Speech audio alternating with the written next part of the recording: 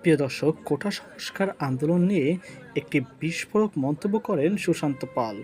এখানে তিনি বেশ ভালোভাবেই ধোলাই করেন যারা কোটা সংস্কার আন্দোলন নিয়ে কিছু বলতে বলে সুশান্ত পালকে।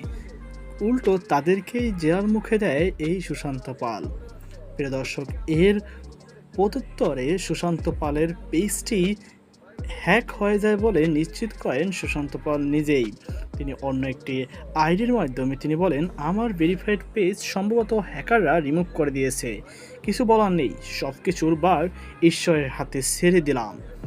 এটি দেখেই মূলত জেগে ওঠে কয়েকজন বাংলাদেশের আরও মোটিভেশন স্পিকার যারা রয়েছে। তার মধ্যে আয়মান সাদিক এবং এনায়েত চৌধুরীর নাম বিশেষভাবে।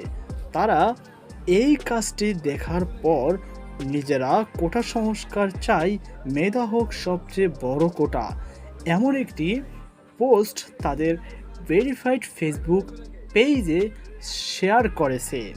অর্থাৎ বুঝতেই পারছেন যে এটার মূলত কী কারণ হতে পারে।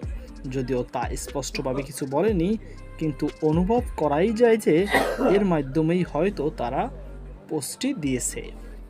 তো প্রিয় দর্শক, আপনাদের কি মনে হয় অবশ্যই কমেন্ট বক্সে জানাবেন। সকল বাধা থাকুন। আল্লাহ হাফেজ।